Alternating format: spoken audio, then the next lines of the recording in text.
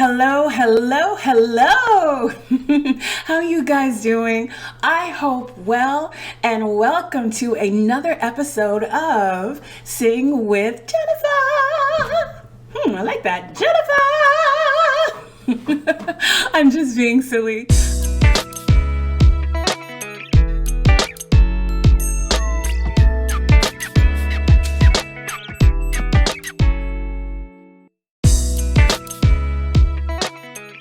Hi guys, I am Jennifer Meade, your vocal coach, and welcome. I'm so excited that we are here again for another video for us to continue our journey from, let's say together, from a singer to a vocalist. Yes, you guys are getting good at that. And if it is your first time joining, then welcome to the family. But I would need for you to do something. I would need you to pause the video. And I want you to click the subscribe button below along with the notification bell so that you don't miss a beat. And while you're at it, you could go ahead and just, give this video a thumbs up. Great. And again, welcome to the family.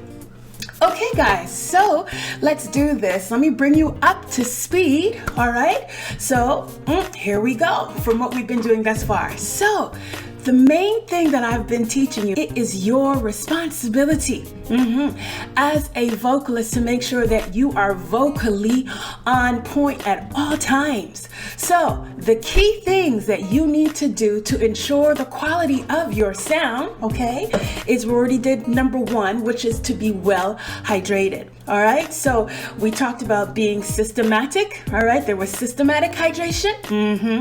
There was also direct hydration and external hydration. So for those of you who are looking at me, it's like, what is she saying? Go and check the videos out and you will be definitely brought up to speed. Okay, good. So today's video, we're going to be focusing on the second key thing that you must do to do what? For what? To ensure, say it with me, the quality of your sound. Okay, so guys, are you ready? Oh, I can't hear you. Come on. Are you ready? If so, let's get into today's teaching. Okay, so guys, I'm here to reveal to you the key thing that you must do, the second key thing that must be done in order to ensure the quality of your sound. And that is, drum roll please, to be mucus free. There you have it, guys, to be mucus free. Okay? All right. So, question is, okay, well, what does she mean when she says to be mucus free? Well, if y'all have never experienced, which I'm sure you have, okay, that is for me one of the most problematic things that I have to deal with as a singer when I have mucus. And the thing is, when you have mucus, it is so hard for you to produce a sound, or you're not sure what's gonna come out. You have no control. And then what you end up doing is you try to go to clear it through, and hopefully, that it will just leave your cords. But sometimes it is stubborn. That mucus can be so stubborn. And as a vocalist, it is our responsibility to put our best foot forward and ensuring the best quality sound possible. And that's why I'm doing this video, so that we can understand everything we can about mucus. And when we understand it, then guess what? We will know how to control it. Okay? And that's why I'm doing this video, and I hope it's going to help you and be informative so that from this point on, you'd be able to control and really see a difference there. Okay? So let's learn about a little bit more about mucus. Okay? I don't know everything, but key things that are important to understand. First thing, did you know that your body produces, on average, between 7 and 8 cups of mucus on a daily basis? People, that's a lot. When I read that, I was like, what? Know that the majority of it is within your digestive system and or nasal cavity. That's crazy, huh? But the good thing about that is that it goes literally undetected.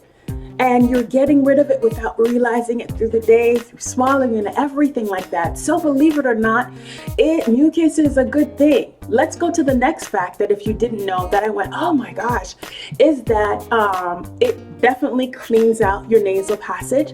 So you can breathe in and out freely with no problems. And the most important thing is that it blocks and protects the lungs from bacteria, any foreign particles entering in. So guys, the mucus, it literally protects your respiratory system, and it has agents that helps to fight against viruses and all of that. So I said, okay, good, you know? So mucus it's a great thing. This is where it becomes problematic.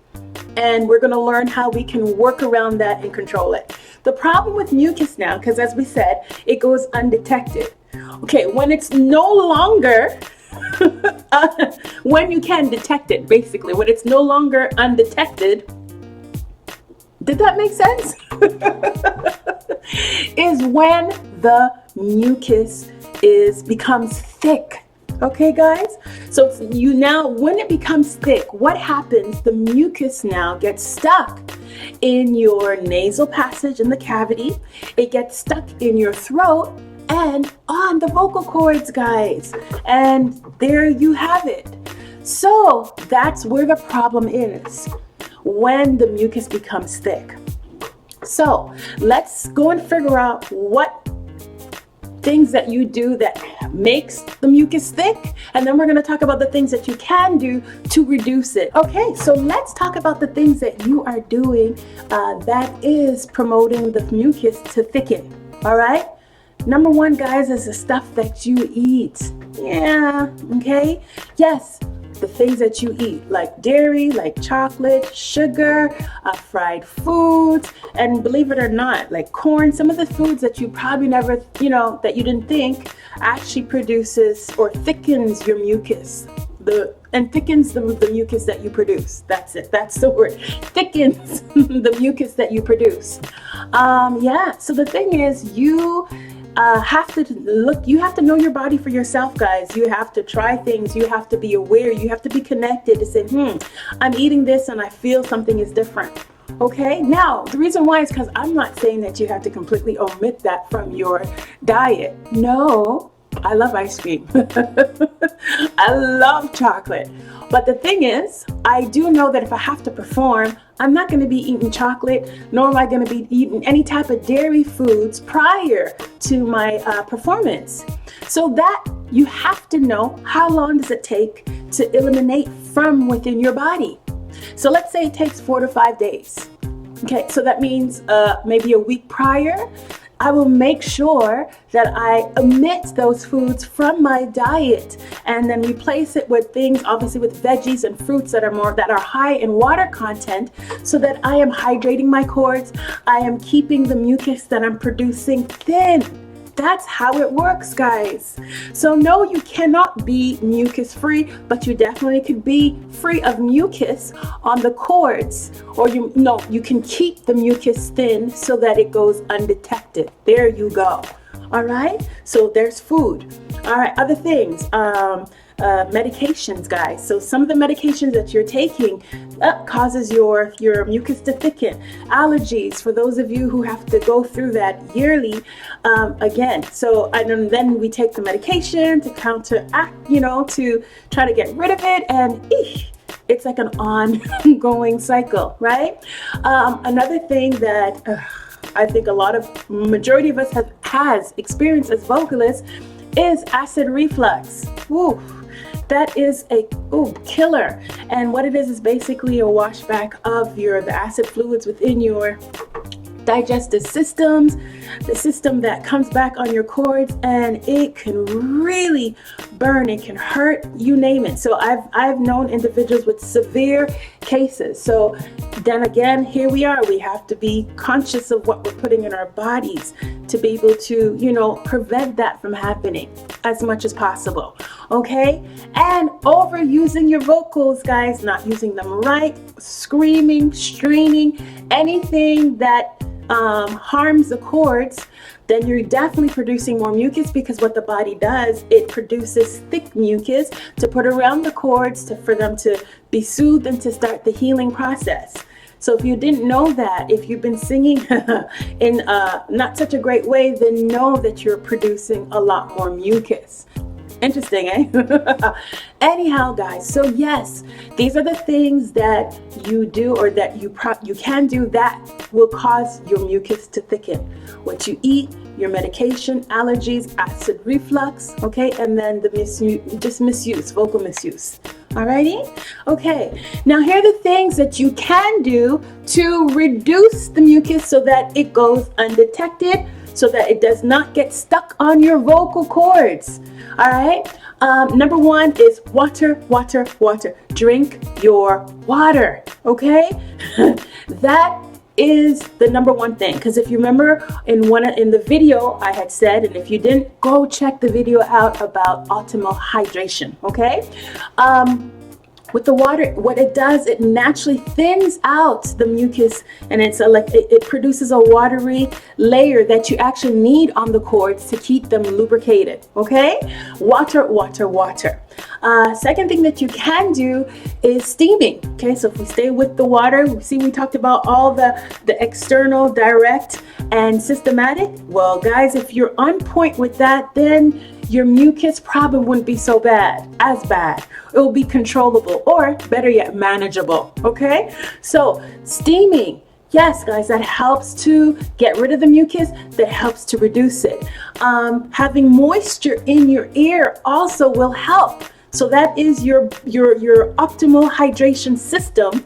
If you're on point with that, guys, then you know your mucus is controllable, and you're doing a good job with that. Okay, so make sure you're taking it in systematically.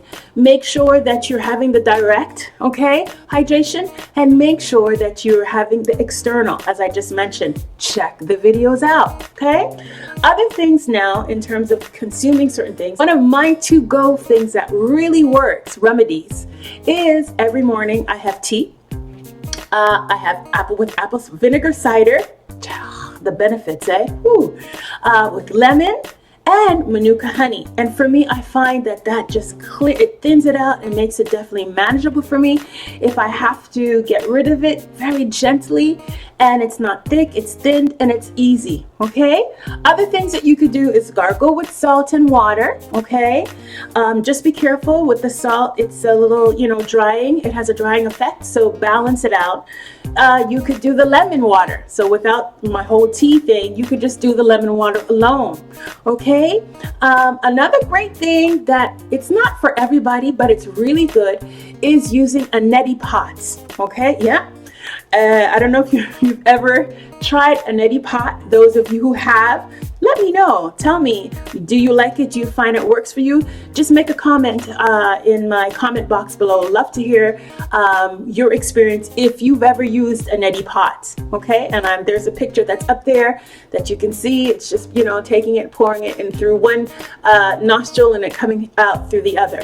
Like I said, it's not for everybody, but it's really effective. Okay, other thing that you could do is the face cloth. Okay, I love to do the face cloth. It works wonders. Again, it's just taking the face cloth, dipping it in hot water, putting it over the mouth, inhaling, exhaling, and I find it just quickly, the results are quick when you use a face cloth. Okay, guys, I hope you understand a little bit more about mucus, and that you know how to control it. Okay, and I just shared with you what I do. But if there are other things that you do, you know what? I would love to hear it. I would love to hear from you. What do you do to get rid of the mucus? please write in my comment box below. I would love to hear if you do some of the things that I mentioned, or there's something totally different from what I didn't mention, then I would love to learn that. Okay? Voila! Key things that you can do to be able to achieve being mucus free, or as we learned, for your mucus not to be detected. Okay, so I hope you enjoyed this video. I hope there is a lot of things that you were able to learn, and from this moment on you have a better understanding and control of how to deal with the mucus, guys. Okay, because I know it can be problematic. Good? Mwah! Excellent, guys. So that is our video for today. I look forward to seeing you in our next video. Okay, but please listen, if you know of friends or family that would benefit from this, please take the time and share it. Share it with them. Okay, if you love the content, if you really liked and enjoyed what we talked about, give me a thumbs up. Okay, and guys, make sure to be subscribed. All right, guys, until our next video.